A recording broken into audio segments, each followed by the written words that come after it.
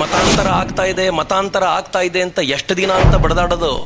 ಘರ್ ವಾಪಸಿ ಮಾಡೋದು ಹೇಗೆ ಅಂತ ಮನೆಗೂ ಕಲಿಸಿಕೊಡೋಣ ನಾವು. ನೀವು ನೋಡಿ, ಮದುವೆಯೂ ಆಗ್ಲಿಲ್ಲ, ಕುಟುಂಬವನ್ನು ನೋಡಿದ ಅನುಭವ ಇಲ್ಲ, ತುಂಬಾ ಸಮಯಗಳಿದೆ, ಆರಾಮವಾಗಿ ಬೇರೆ ಬೇರೆ ಧರ್ಮದ ಜನರನ್ನು ಮದುವೆ ಆಗಿ ಒಂದು 10 ಮನೆಗೆ ವಾರ ಇಟ್ಕೊಳ್ಳಿ ನೀವು. ನಮಗೆ ನಿಮ್ಮ ಇಂಥ ಒಂದು ಕೆಟ್ಟ ರೀತಿಯ ಚಿಂತನೆಗಳು ಇಲ್ಲಿ ದಕ್ಷಿಣ ಕನ್ನಡಕ್ಕೆ ಅವಶ್ಯಕತೆ ಇಲ್ಲ.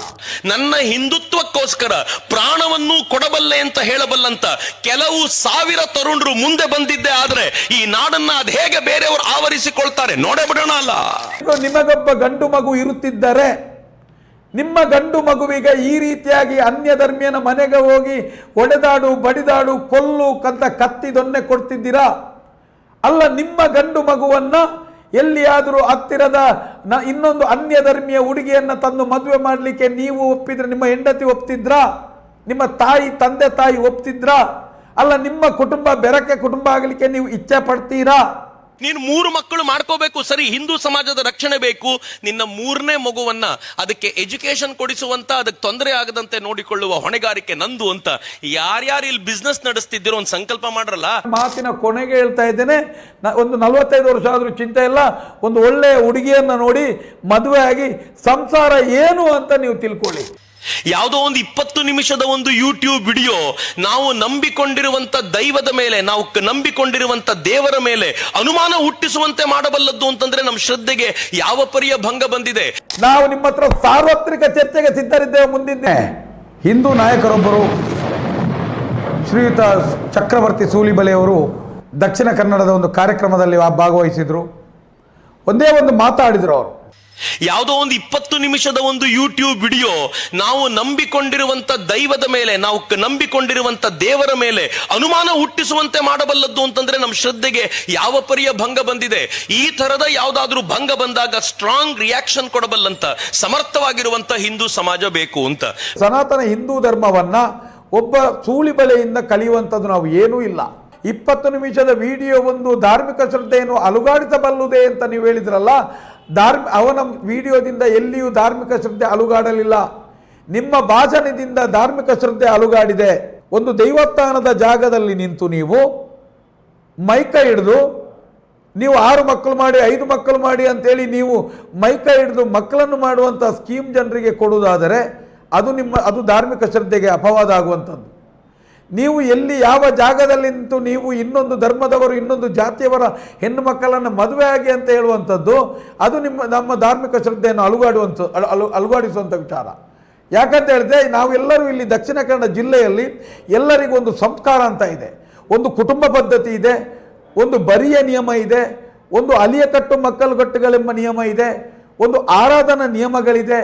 ಇಲ್ಲಿ ಎಲ್ಲ ಮನೆ ಎಲ್ಲ ಕುಟುಂಬಗಳನ್ನು ನೀವು ನೋಡಿ, ಎಲ್ಲಂಥ ಮಕ್ಕಳಿಗೆ ಜನ್ಮ ಕೊಟ್ಟಂಥ ತಂದೆ ತಾಯಿ ಅವರ ಬಾಯಲ್ಲಿರುವಂಥದ್ದು ನನ್ನ ಮಗು ಒಂದು ಒಳ್ಳೆಯ ಸ್ವಜಾತಿಯಾದಂಥ ನಮ್ಮ ಕುಟುಂಬದಲ್ಲೇ ಇರುವಂಥ ಒಳ್ಳೆಯ ಗಂಡ ಹೆಣ್ಣನ್ನು ಹಿಡಿದು ಸಂಸಾರಿ ಆಗುವಂಥ ಆಸೆ ಪಡುವಂಥವರೆಲ್ಲರೂ ನಾವೆಲ್ಲ ಹಿಂದೂ ಎಂಬುದು ನಿಮ್ಮ ಬರಿಯ ಒಂದು ರಾಜಕೀಯವಾದಂಥ 6 ಶಾಸಕರನ್ನು 2 ಸಂಸದರನ್ನು ನಿರ್ಮಾಣ ಮಾಡಲಿಕ್ಕೆ ಪೂರಕವಾದಿತೇವಿನ ಇಲ್ಲಿಯ ಪ್ರಾದೇಶಿಕ ನಿಯಮವನ್ನು ಉಳಿಸಲಿಕ್ಕೋಸ್ಕರ ಎಲ್ಲಿ ನಮ್ಮ ಹಿರಿಯರ ಕಟ್ಟುಪಾಡುಗಳನ್ನು ಉಳಿಸಲಿಕ್ಕೆ ನಿಮ್ಮ ಈ ಮಂತ್ರ ಎಲ್ಲಿಯೂ ಅವಶ್ಯಕತೆ ಬೀಳುವುದಿಲ್ಲ.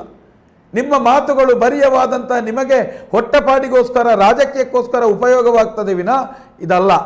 ಇಲ್ಲಿಯ ಪ್ರತಿ ಒಂದು ಮಗುವಿನ ಕುಟುಂಬದಲ್ಲಿಯೂ ಎಲ್ಲಿಯಾದರೂ ಅವರ ಈ ರೀತಿಯಾದಂಥ ಪ್ರೇಮ ಬಂಧಕ್ಕೆ ಅನ್ಯ ಜಾತಿ ಧರ್ಮದ ಸಮಸ್ಯೆಗೆ ಬಂದಾಗ ಅವರು ನೇರ ಮೊರೆ ಹೋಗುವಂಥದ್ದೇ ನಮ್ಮ ತುಳುನಾಡ ದೈವಗಳ ಅಂಗನಕ್ಕೆ, ತುಳುನಾಡ ದೈವಗಳ ನೇಮಕ್ಕೆ, ತುಳುನಾಡ ದೈವಗಳ ಚಾವಡಿಗೆ ಬಂದು ಕಣ್ಣೀರಿಟ್ಟು ಅದೇ ತಂದೆ ತಾಯಿ ನನ್ನ ಮಗುವಿನ ಈ ಒಂದು ಬಂಧದಿಂದ ಪಾರು ಮಾಡು, ಅವರ ಮನಸ್ಸನ್ನು ಕರಗಿಸು, ಭಾವನೆಯನ್ನು ತಿರುಗಿಸು, ನಮಗೆ ಎಲ್ಲಿಯಾದರೂ ನಮ್ಮದೇ ಆದಂಥ ಒಂದು ಕುಟುಂಬದ ಗಂಡು ಮಗುವನ್ನು ಮದುವೆಯಾಗಿ ಸಂಸಾರಿಯಾಗಿ ಕುಟುಂಬದ ಕೀರ್ತಿಯನ್ನು ಉಳಿಸುವಂತಾಗಲಿ ಅಂತ ತಂದೆ ತಾಯಿಗಳು ಅಲ್ಲಿ ದೇವಸ್ಥಾನದಲ್ಲಿ ಕಣ್ಣೀರಿಡುವಂಥ ಜಾಗದಲ್ಲಿ ನೀವು ಬಂದು ಹೇಳ್ತಾ ಇದ್ದೀರಿ, ನೀವು ಇನ್ನೊಂದು ಧರ್ಮದ ಹುಡುಗಿಯನ್ನು ಮದುವೆಯಾಗಿ ನೀವು ಇನ್ನೊಂದು ಜಾತಿಯನ್ನು ಮದುವೆಯಾಗಿ ಅಂತ ಹೇಳ್ತಾ ಇರುವಂಥದ್ದು.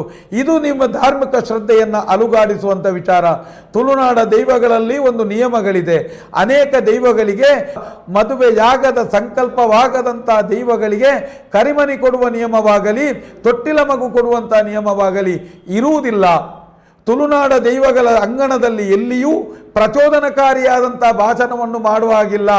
ಜಾತಿ ಧರ್ಮದ ಆಧಾರದಲ್ಲಿ ಮನುಷ್ಯರನ್ನು ವಿಂಗಡಿಸುವಂಥ ನಿಯಮಗಳಿಲ್ಲ. ತುಳುನಾಡ ದೈವಗಳೆಲ್ಲವೂ ಎಲ್ಲವೂ ಸಾಮರಸ್ಯದ, ಎಲ್ಲ ಜಾತಿ ಮತಧರ್ಮಗಳ ಭೇದವಿಲ್ಲದ, ಬಡವ ಬಲ್ಲದ ಭೇದವಿಲ್ಲದಂಥ ಒಂದು ಸತ್ಯಾರಾಧನೆ, ದೈವಾರಾಧನೆ. ಅಂಥ ದೈವಸ್ಥಾನದ ಅಂಗಳದಲ್ಲಿ ನಿಂತು ನೀವು ಈ ರೀತಿಯಾದಂತಹ ಪರಿಸರಕ್ಕೆ ಮತ್ತು ವ್ಯಕ್ತಿತ್ವಕ್ಕೆ, ಸಮಾಜಕ್ಕೆ ಮಾರಕವಾಗುವಂಥ ಒಂದು ಹೇಳಿಕೆಗಳನ್ನು ನೀಡುವುದಾದರೆ ಏನರ್ಥ? ನಿಮ್ಮ ಎಲ್ಲ ಭಾಷಣಗಳು ಒಂದು ಬಾಯಿಪಾಠ, ಕಂಠಪಾಠ ಮಾಡಿದಂಥ ಭಾಷಣಗಳನ್ನು, ಜನರನ್ನು ಈ ರೀತಿ ಮಂಕು ಮರಳು ಮಾಡುವಂಥ ಭಾಷಣಗಳನ್ನ ಇಲ್ಲಿ ದಯವಿಟ್ಟು ದಕ್ಷಿಣ ಕನ್ನಡ ಜಿಲ್ಲೆಗೆ ತಂದು ನೀವು ಬೆಂಕಿ ಹಚ್ಚುವಂಥ ಕೆಲಸ ಮಾಡಬೇಡಿ. ನೀವು ಪ್ರಶ್ನೆ ಮಾಡಲಿಕ್ಕೆ ಸಾವಿರಾರು ವಿಚಾರಗಳಿದೆ. ನೀವು ಈ ಒಂದು ಸಾಮೂಹಿಕ ಹಿಂದೂಗಳ ಬರ್ಬರ ಹತ್ಯೆಯ ಬಗ್ಗೆ ನೀವು ಮಾತನಾಡಬೇಕಿತ್ತು, ಅತ್ಯಾಚಾರದ ಬಗ್ಗೆ ಮಾತನಾಡಬೇಕು, ಧಾರ್ಮಿಕವಾದಂಥ ಕೆಲವು ಅವ್ಯವಹಾರಗಳ ಬಗ್ಗೆ ನೀವು ಮಾತನಾಡಬೇಕಿತ್ತು, ರಾಜಕೀಯವಾಗಿ ನಿಷ್ಕ್ರಿಯವಾದಂಥ ಇಲ್ಲಿಯ ಸಮಾಜದ ಬಗ್ಗೆ ನೀವು ಮಾತನಾಡಬೇಕು, ಇಲ್ಲಿ ಅನ್ಯೋನ್ಯವಾಗಿದ್ದಂಥ ಸಮಾಜದ ಬಗ್ಗೆ ನೀವು ಒಂದು ಉತ್ತಮ ಬಾಂಧವ್ಯದ ಜೊತೆ ಬದುಕುವಂಥ ಸಮಾಜದ ಜೊತೆ ನಿಮ್ಮ ಮಾತಿನ ಅವಶ್ಯಕತೆ ಇಲ್ಲ ಅಂತ ನಾವು ಹೇಳುವಂಥದ್ದು. ಮತಾಂತರ ಆಗ್ತಾ ಇದೆ ಅಂತ ಎಷ್ಟು ದಿನ ಅಂತ ಬಡದಾಡೋದು? ಘರ್ ವಾಪಸಿ ಮಾಡೋದು ಹೇಗೆ ಅಂತ ಮನೆಗೂ ಕಲಿಸಿಕೊಡೋಣ ನಾವು. ಹಿಂದೂ ಸಮಾಜದ ರಕ್ಷಣೆಗೆ ಇಷ್ಟು ಮಾಡದೆ ಹೋದ್ರೆ ಹೇಗೆ? ನೀನು 3 ಮಕ್ಕಳು ಮಾಡ್ಕೋಬೇಕು, ಸರಿ, ಹಿಂದೂ ಸಮಾಜದ ರಕ್ಷಣೆ ಬೇಕು. ನಿನ್ನ 3ನೇ ಮಗುವನ್ನ ಅದಕ್ಕೆ ಎಜುಕೇಶನ್ ಕೊಡಿಸುವಂತ, ಅದಕ್ಕೆ ತೊಂದರೆ ಆಗದಂತೆ ನೋಡಿಕೊಳ್ಳುವ ಹೊಣೆಗಾರಿಕೆ ನಂದು ಅಂತ ಯಾರ್ಯಾರು ಇಲ್ಲಿ ಬಿಸ್ನೆಸ್ ನಡೆಸ್ತಿದ್ದೀರೋ ಒಂದು ಸಂಕಲ್ಪ ಮಾಡ್ರಲ್ಲ. ನಿಮ್ಮ ಅಂಗಡಿಗೆ ಕೆಲಸಕ್ಕೆ ಬರುವಂತ ಹುಡುಗನಿಗೆ ಹೇಳಿ, ಅವನು ಹೇಳ್ತಾನೆ ಆಗ್ಬೋದು ಸರ್, ಆಗಿದ್ರೆ ನೀವು ಇಷ್ಟು ಧೈರ್ಯ ಕೊಡ್ತೀರಾ ಅಂತಂದ್ರೆ 4 ಮಕ್ಕಳಾದ್ರೂ ಆಗ್ಲಿ ಅಂತ ಧೈರ್ಯವಾಗಿ ಹೇಳ್ತಾನೆ. ಮಕ್ಕಳು ಮಾಡೋದಂದ್ರೆ ಹಂಚಿನ ಕಾರ್ಖಾನೆಯ ಅಲ್ಲ, ಏನದು ಫ್ಯಾಕ್ಟ್ರಿ ಆಯಿತು? ಋಣಬಂಧದಲ್ಲಿ ಆಗುವಂಥದ್ದು ಮಕ್ಕಳು. ಇವತ್ತು ದಕ್ಷಿಣ ಕನ್ನಡ ಜಿಲ್ಲೆಯಲ್ಲಿ ನೀವು ಮಕ್ಕಳು ಮಾಡುವಂಥ ಪ್ರೇರಣೆಯನ್ನು ಕೊಡಬೇಡಿ. ಮದುವೆ ಆಗದವರು ನೀವು ಇನ್ನೊಬ್ಬರಿಗೆ ಮಕ್ಕಳು ಮಾಡಲಿಕ್ಕೆ ನೀವು ಪ್ರೇರಣೆ ಕೊಡ್ತೀರಂದ್ರೆ ಇದರಿಂದ ಮೂರ್ಖತನದ ಮಾತಿದೆಯಾ? ಯಾರೋ ಒಬ್ಬರು 4-5 ಮಕ್ಕಳು ಹುಟ್ಟಿಸಿ ನಿಮಗೆ ಫೋನ್ ಮಾಡಿ, ನನ್ನ ಹತ್ರ 5 ಮಕ್ಕಳು ಹುಟ್ಟಿಸಿದ್ದೇನೆ, ನನಗೊಂದು ಕೆಲಸ ಕೊಡಿ, ಬೋನಸ್ ಕೊಡಿ, ನಿಮಗೆ ಕೇಳುವಷ್ಟು ದಾರಿದ್ರತೆಗೆ ತರ್ತಾ ಇದ್ದೀರೇನೋ ನೀವು ಹಿಂದುತ್ವವನ್ನು. ಅನೇಕ ಭಯೋತ್ಪಾದಕರ ಸೃಷ್ಟಿಯಾದದ್ದು ಸಮೇತ ಕೆಲವು ಧಾರ್ಮಿಕ ಗುರುಗಳು ಅವರಿಗೆ ಬೇಕಾಗುವಂಥ ಬ್ರೈನ್ ವಾಶ್ ಮಾಡುವಂಥ ಮಾತುಗಳನ್ನು ಹೇಳಿ, ನೀನು ಇಷ್ಟು ಜನರನ್ನ ಕೊಂದ್ರೆ ಸ್ವರ್ಗದಲ್ಲಿ ಕುದುರೆ ಸಿಗ್ತದೆ, ಸ್ವರ್ಗ ಸಿಗ್ತದೆ, ಈ ರೀತಿಯಾಗಿ ಎಲ್ಲ ತಪ್ಪು ಸಂದೇಶ ಮಾಡಿ ಕೈಗೆ ಕತ್ತಿ ಹಿಡಿದು ಬಂದೂಕು ಹಿಡಿದು ಭಯೋತ್ಪಾದಕರನ್ನಾಗಿ ಮಾಡಿದ್ದು ಧರ್ಮಗುರುಗಳು. ಇವತ್ತು ಸನಾತನ ಧರ್ಮಕ್ಕೂ ನಿಮ್ಮಂಥವರೇ ಇವತ್ತು ಬಂದು ಇಂಥ ಪ್ರೇರಣಾತ್ಮಕವಾದ ಕೆಟ್ಟ ಶಬ್ದ, ಜನರನ್ನ ಪ್ರಚೋದನಕಾರಿ ಭಾಷಣ ಮಾಡುವುದರ ಮುಖಾಂತರ ಜನರನ್ನ ಒಂದು ಜ್ಞಾನವಂತ ಒಂದು ಹಿಂದುವನ್ನಾಗಿಯೋ, ಒಬ್ಬ ಅನುಭವಿ ದೈವಭಕ್ತ ಹಿಂದುವನ್ನಾಗಿಯೋ ಸೃಷ್ಟಿಸುವ ಬದಲು ಒಬ್ಬ ಪ್ರಚೋದನಕಾರಿ ಕ್ರೂರಿ ಹಿಂದೂಗಳನ್ನು ನೀವು ನಿರ್ಮಾಣ ಮಾಡುವಂಥ ಕೆಲಸಗಳು ನಿಮ್ಮ ಭಾಷಣದಿಂದ ಆರಂಭವಾಗ್ತಾ ಇದೆ. ಅಂದು ನಾರಾಯಣ ಗುರುಗಳು ಸಮೇತ ವಿಶ್ವದ 2ನೇ ಏಷ್ಯಾದ ಮೊದಲ ಸರ್ವಧರ್ಮ ಸಮ್ಮೇಳನವನ್ನು ಮಾಡಿದರು. ಆ ಸಮಯದಲ್ಲಿ ಅವರು ಕರೆ ಕೊಟ್ಟದ್ದು ಬುದ್ಧನ ಕರುಣೆ ಇರಲಿ, ಜೀಸಸ್ನ ಸಹೋದರತೆ ಇರಲಿ, ಮಹಮ್ಮದನ ಪ್ರೀತಿ ಇರಲಿ, ಹಿಂದುವಿನ ಜ್ಞಾನವಿರಲಿ ಅಂತ ಹೇಳಿದರು. ರಾಷ್ಟ್ರೀಯತೆಯನ್ನು ಬಂದು ಇಲ್ಲಿ ನೀವು ಮಾತಾಡ್ತಾ ಇದ್ದೀರಾ. ನಮಗೆ ಪ್ರಾದೇಶಿಕತೆಯ ಬಗ್ಗೆ ಚರ್ಚೆಗಳು ಬೇಕು, ನಿಮ್ಮ ಹತ್ರ ಪ್ರಾದೇಶಿಕ ಚರ್ಚೆಗಳು ಬೇಕು. ತುಳುನಾಡಿನ ದೇವಸ್ಥಾನಗಳು ತನ್ನ ಮೂಲ ಸ್ವರೂಪವನ್ನು ಕಳ್ಕೊಳ್ತಾ ಇವೆ. ಗುತ್ತುಗಳು ಇವತ್ತು ಮೂಲ ಸ್ವರೂಪಗಳನ್ನು ಕಳ್ಕೊಳ್ತಾ ಇದೆ. ಅನೇಕ ನಿಮಗೆ ಭಾರ ಹಾಕುವ ಖಂಡಗಳು, ಕೃಷಿ ಪ್ರಧಾನವಾದಂಥ ದೈವ ಸಂಬಂಧಿ ಗದ್ದೆಗಳೆಲ್ಲವೂ ಮಣ್ಣು ಹಾಕಿ ಲೇಔಟ್ಗಳಾಗ್ತಾ ಇದೆ. ಇಲ್ಲಿ ಯಾವ ಜಾಗದಲ್ಲಿ ತಂಪಲ್ಲಿ ನೆರೆದು ನಿಲ್ಲಬೇಕಾದಂಥ ದೇವಸ್ಥಾನಗಳೆಲ್ಲ ಕಬ್ಬಿನ ಚೀಟುಗಳನ್ನ ಹಾಕಿ ಇವತ್ತು ಬಿಸಿ ರವ ಬೆಂಕಿಗೆ ದೇವಸ್ಥಾನದಲ್ಲಿ ನಿಲ್ಲದ ಸ್ಥಿತಿಗಳು ನಿರ್ಮಾಣ ಆಗಿದೆ. ಇಲ್ಲಿಯ ಗುತ್ತು ಸಂಸ್ಕೃತಿ ಇರ್ಬೋದು, ಕಾಡ ಸಂಸ್ಕೃತಿ ಇರ್ಬೋದು, ನಾಡ ಸಂಸ್ಕೃತಿ ಇರ್ಬೋದು, ಇದು ಎಲ್ಲವಿವತ್ತು ನಾಶದಂಚಿನಲ್ಲಿದೆ. ಪ್ರಶ್ನೆ ಮಾಡಿ, ಚರ್ಚೆ ಮಾಡಿ, ಈ ಬಗ್ಗೆ ಜನರಿಗೆ ಒಳ್ಳೆಯ ರೀತಿಯಂಥ ಒಂದು ಅಭಿಪ್ರಾಯಗಳನ್ನು ತಿಳಿಸುವಂಥ ಕೆಲಸ ಮಾಡಿ, ಒಳ್ಳೆಯ ಮಾರ್ಗದರ್ಶನ ಮಾಡಿ, ಸುಂದರವಾದಂಥ ದಕ್ಷಿಣ ಕನ್ನಡ ಜಿಲ್ಲೆಯನ್ನು ಮತ್ತೊಮ್ಮೆ ಕಟ್ಟುವ ನಿಮ್ಮ ಪ್ರಯಾಣದ ಸಮಯದಲ್ಲಿ ನೋಡ್ಕೊಳ್ಳಿ. ನೀವು ಇಲ್ಲಿಂದ ಆಂಧ್ರಕ್ಕೆ ಹೋಗುವಂಥ ಅನೇಕ ಹುಣಸೆ ಮರಗಳು ಸಿಗತ್ತೆ. ಇಲ್ಲಿಂದ ನೀವು ಮಹಾರಾಷ್ಟ್ರ ಬೇರೆ ಬೇರೆ ಕಡೆ ಹೋಗೋ ಮಾವಿನ ಮರಗಳು ಸಿಗ್ತಾ ಇದೆ. ನೀವು ದಕ್ಷಿಣ ಕನ್ನಡ ಇಡೀ ನನ್ನೊಟ್ಟಿಗೆ ಬಂದು ಸುತ್ತಾಡಿ, ನಿಮಗೆ ಎಲ್ಲಿಯೂ ಮಾರ್ಗದ ಬದಿಯಲ್ಲಿರ್ಬೋದು, ಬೋರುಗುಡ್ಡೆಗಳು ಎಲ್ಲ ಜಾಗಗಳಲ್ಲಿ ಇವತ್ತು ಅಕೇಶಿಯಾ ಮಾಂಜಮ್ನಂಥ ದುಷ್ಟ ಮರಗಳು ತುಂಬಿ ಹೋಗಿದೆ. ಇವತ್ತು ಪರಿಸರ ಮಾರಕವಾದಂಥ, ನೀರನ್ನು ಹೀರುವಂಥ, ಅಂತರ್ಜಲ ಹೀರುವಂಥ ಮರಗಳು ತುಂಬಿ ಹೋಗಿದೆ.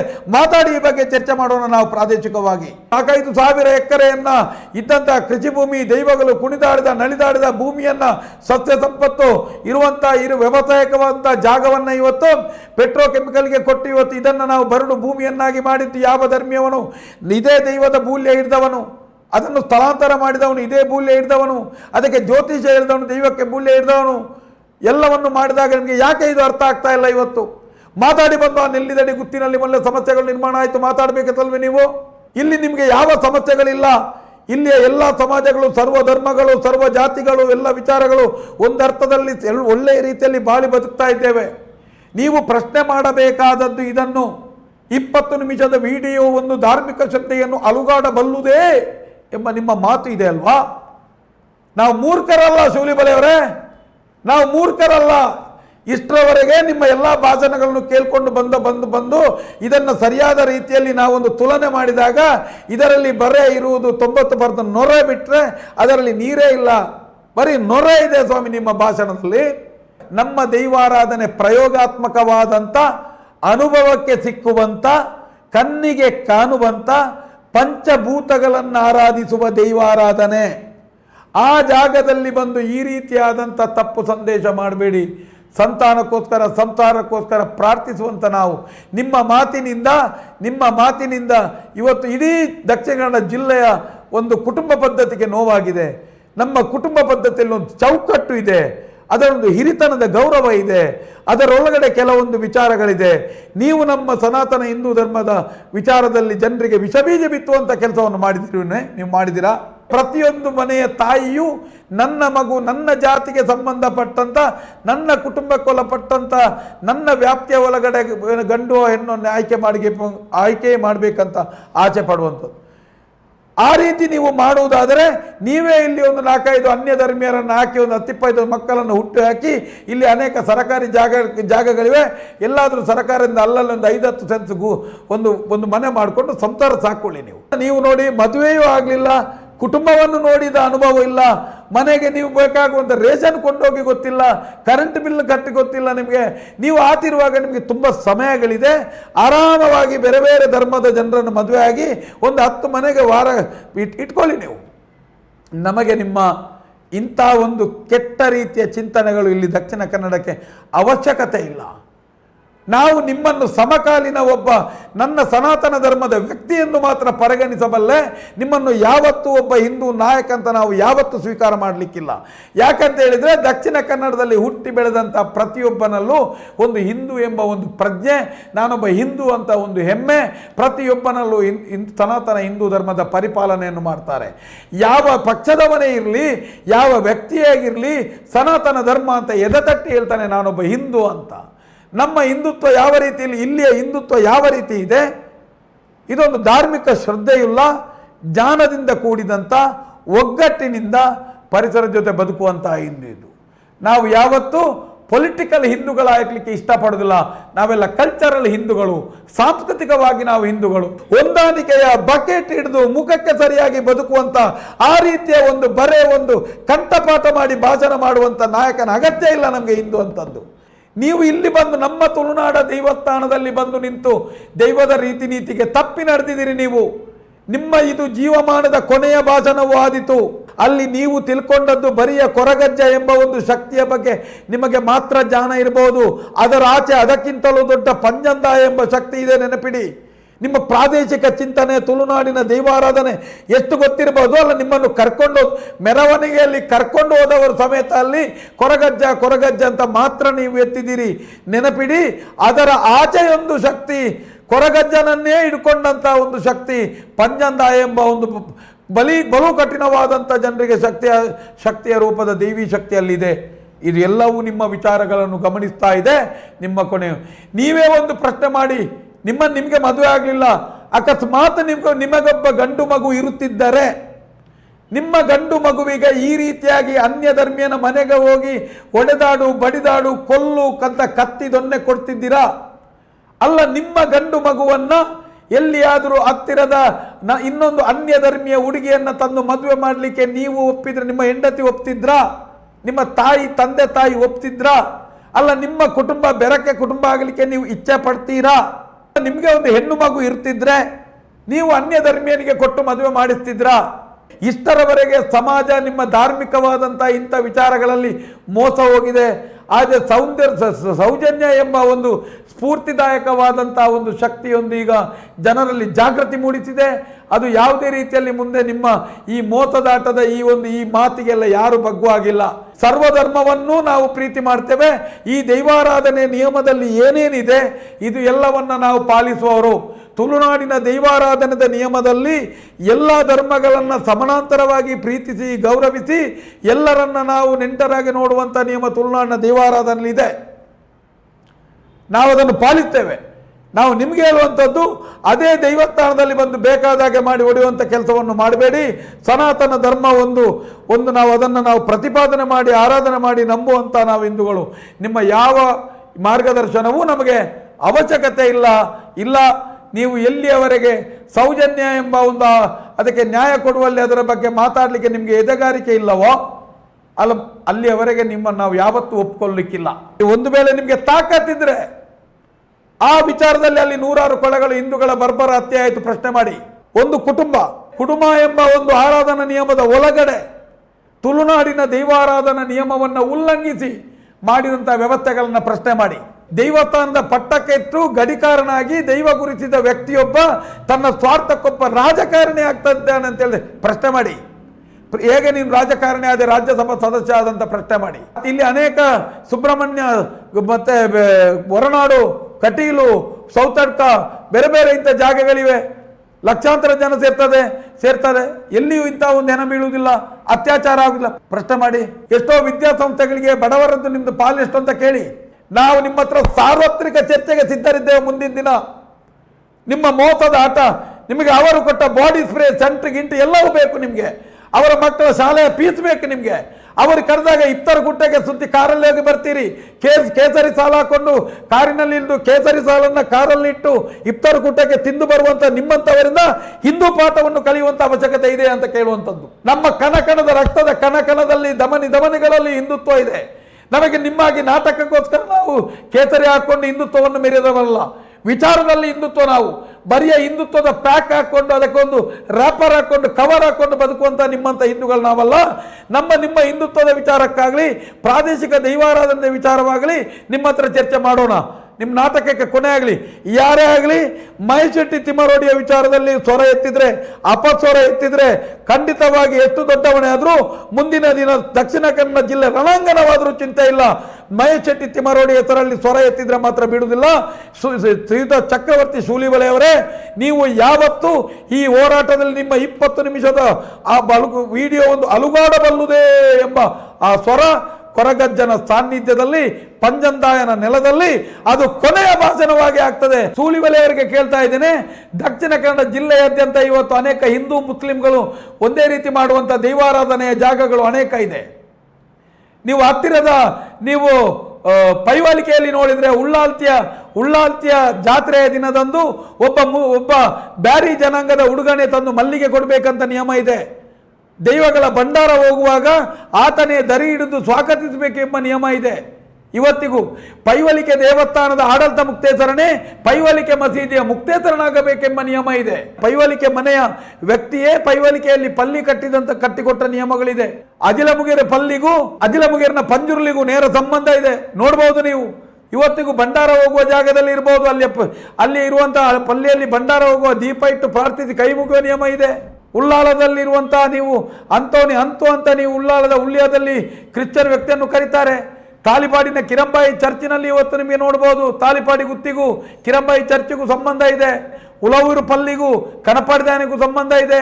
ಅನೇಕ ಜಾಗಗಳಲ್ಲಿ ಇವತ್ತಿಗೂ ನಿಮಗೆ ಕಾಯಿ ಪೂಲು ಹೊಡೆಯುವಂಥ ಕೆಲಸ ಕ್ರಿಶ್ಚಿಯನ್ಗಳಿಗೆ ನಡೀತಾ ಇದೆ. ಎಷ್ಟೋ ತುಳುನಾಡಿನ ದೇವಸ್ಥಾನಗಳಲ್ಲಿ ಮುಸ್ಲಿಮರೇ ವಾದ್ಯಘೋಷ ಊದುವಂಥ ವ್ಯವಸ್ಥೆಗಳಿದೆ. ಮುಸ್ಲಿಮರೇ ಜಾಗೆ ಕೊಟ್ಟಂಥ ಮುಸ್ಲಿಮರ ಬ್ಯಾರ್ಲೆ ಕಲ್ಲುಟ್ಟಿ ಅಂತ ನಿಯಮಗಳಿದೆ, ಅಲ್ಲೂ ಇದೆ. ಎಲ್ಲ ಕಡೆಗಳಲ್ಲೂ ಇವತ್ತು ಸುಡುವಂಥದ್ದು ಮುಸ್ಲಿಮರು. ಇವತ್ತು ಉದ್ಯಾವರದಲ್ಲಿ ನೋಡಿದರೆ ಉದ್ಯಾವರ ಮಸೀದಿಯಲ್ಲಿ ಸಮೇತ ದೈವ ಕಟ್ಟಿ ಮಸೀದಿಗೆ ಹೋಗೋದು, ಅಲ್ಲಿಂದ ಇಲ್ಲಿ ಬರುವಂಥದ್ದು. ಮುಸ್ಲಿಮರೊಬ್ಬರು ಸಂತೆ ಇಡಬೇಕು, ಅದನ್ನು ಗುತ್ತಿನವರೋಗಿ ಪಡ್ಕೊಳ್ಬೇಕು, ಸಂತೆಗಳನ್ನು ಇಡಬೇಕೆಂಬ ನಿಯಮಗಳಿದೆ. ಪ್ರತಿಯೊಂದು ಜಾಗದಲ್ಲಿಯೂ ಅಲ್ಲಲ್ಲಿರುವಂಥ ಅದಕ್ಕೆ ಸಂಬಂಧಪಟ್ಟಂಥ ಗುತ್ತಿನವರಾಗಲಿ ಗ್ರಾಮಸ್ಥರಾಗಲಿ ಇಂಥವರು ಪ್ರಚೋದನಕಾರಿಯಾಗಿ ಜನರನ್ನು ಇಬ್ಬಾಗ ಮಾಡುವಂಥ ಭಾಷಣ ಮಾಡಿದರೆ ವೇದಿಕೆಯಿಂದ ಕೆಳಗಿಳಿಯಿರಿ ಅಂತ ಹೇಳಿ ಅವರು ಕಳಿಸಿಕೊಡಿ. ಮಾತಿನ ಕೊನೆಗೆ ಹೇಳ್ತಾ ಇದ್ದೇನೆ, ಒಂದು 45 ವರ್ಷ ಆದರೂ ಚಿಂತೆ ಇಲ್ಲ. ಒಂದು ಒಳ್ಳೆಯ ಹುಡುಗಿಯನ್ನು ನೋಡಿ ಮದುವೆ ಆಗಿ ಸಂಸಾರ ಏನು ಅಂತ ನೀವು ತಿಳ್ಕೊಳ್ಳಿ. ಮೊದಲು ಸಂಸಾರದ ಅರಿವು ಮಾಡಿಕೊಳ್ಳಿ. ಒಂದು ಮನೆ ನಡೆಸುವುದು ಹೇಗೆ ಅಂತ ತಿಳ್ಕೊಳ್ಳಿ. ಇಷ್ಟರವರೆಗೆ ಆದಂಥ ಒಂದು ಮೋಸದ ಜನರನ್ನು ಮಂಕುಮರಳು ಮಾಡುವಂಥ ಒಂದು ನಾಟಕೀಯ ಹಿಂದುತ್ವದಿಂದ ಸಮಾಜ ಹೊರಬರ್ತಾ ಇದೆ. ಬರೀ ಹೊಟ್ಟೆಪಾಡಿಗೋಸ್ಕರ ಇವರ ಹಿಂದುತ್ವವನ್ನು ಮಾಡ್ಕೊಂಡಿದ್ದೀರಿ. ಅದಲ್ಲ, ನಮ್ಮ ರಕ್ತದ ಧಮನಿಗಳಲ್ಲಿಯೂ ಹಿಂದುತ್ವ ಇದೆ. ಸನಾತನ ಧರ್ಮದ ಪರಿಪಾಲಕರು ನಾವು, ರಾಷ್ಟ್ರೀಯ ಸ್ವಯಂ ಸೇವಕ ಸಂಘದ ನಿಷ್ಠಾವಂತ ಕಾರ್ಯಕರ್ತರು ನಾವು. ನನ್ನ ಹಿಂದುತ್ವಕ್ಕೋಸ್ಕರ ಪ್ರಾಣವನ್ನು ಕೊಡಬಲ್ಲೆ ಅಂತ ಹೇಳಬಲ್ಲಂತ ಕೆಲವು ಸಾವಿರ ತರುಣರು ಮುಂದೆ ಬಂದಿದ್ದೆ ಆದ್ರೆ ಈ ನಾಡನ್ನ ಅದ್ ಹೇಗೆ ಬೇರೆಯವರು ಆವರಿಸಿಕೊಳ್ತಾರೆ ನೋಡೇ ಬಿಡೋಣ ಅಲ್ಲ. ಇಂಥ ವ್ಯಕ್ತಿಗಳು ವೇದಿಕೆಗಳಲ್ಲಿ ನಿಂತು ಆತನ ಕೊಲ್ಲಿ, ಬಡೀರಿ, ಒಡೀರಿ, ಮದುವೆ ಆಗಿ ಅಂತ ಹೇಳಿದ್ರೆ ನಿನ್ನ ಅಪ್ಪನ ಹತ್ರ ಹೇಳಿ ಎಂಬ ಒಂದು ಮಾತನ್ನು ದಯವಿಟ್ಟು ಹೇಳಿ. ನಿನ್ನ ತಂದೆ ಹತ್ರ ಹೇಳು ಅಂತ ಹೇಳಿ. ಬಾಯಿಗೆ ಬಂದಾಗ ಮೊದಲು ನೀನು ಮಾಡಿ ನೋಡು, ನೀನು ಒಡಿ, ನೀನು ಮದುವೆ ಆಗು, ನೀನು ಇನ್ನೊಂದು ಧರ್ಮಕ್ಕೆ ಹೋಗು, ನಂತರ ನಾವು ಮಾಡ್ತೇವೆ, ನಮ್ಮಲ್ಲಿ ಹೇಳಲಿಕ್ಕೆ ನೀನು ಬರಬೇಡ ಅಂತೇಳಿ. ಇಂಥ ವ್ಯಕ್ತಿಗಳಿಂದಲೇ ಭಯೋತ್ಪಾದನೆಗಳು ಸೃಷ್ಟಿಯಾಗುವುದು.